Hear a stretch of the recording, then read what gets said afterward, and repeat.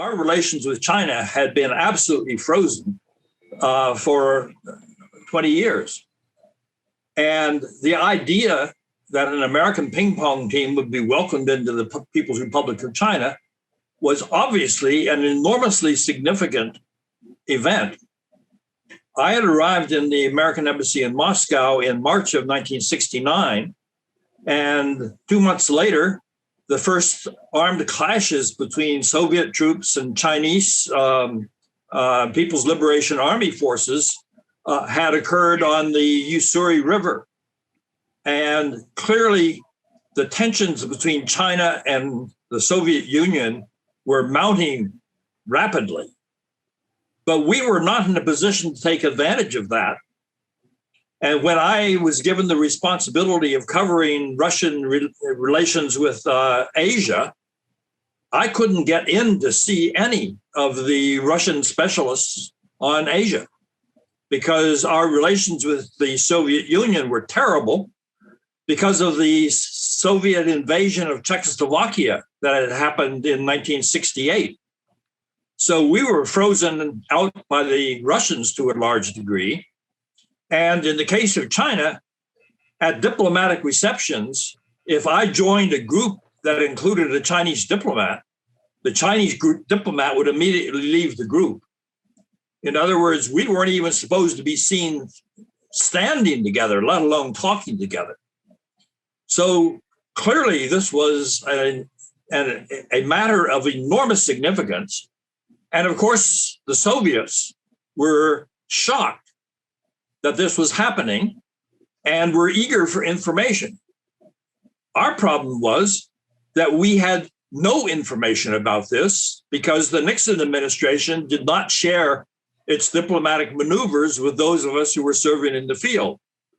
So the Russians, in many ways, knew better what was going on because their ambassador in Washington, Ambassador Dobrynin, was able to talk to Henry Kissinger. But we in Moscow were not getting any guidance from Washington on the significance of this event. So the thing I remember most clearly was the shock on the part of the Russians that this had happened. They had been confident that the United States was not going to be able to make a breakthrough to Beijing.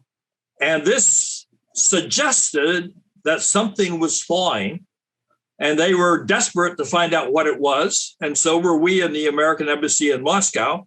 But it took a little later for us to find out that there were consequences that would flow and turn this event really into the turning point in the Cold War.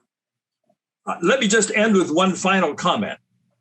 I think those who didn't live through those days may not be aware that the United States at that time was militarily extremely powerful and psychologically very insecure. We had been deeply upset by the loss of China to the Chinese communists. And then we had the communists in Vietnam and in Korea, and we'd fought wars in both places. And Indonesia had looked as though it might go communist until 1965. But in 65, it still wasn't clear what direction Indonesia was going to move. So the United States did not feel self-confident at all in dealing with the Soviets, the so-called Sino-Soviet threat that we were facing. And it was the rapprochement with China, which occurred after the Ping-Pong diplomacy occurred, that gave us the psychological advantage over the Soviet Union.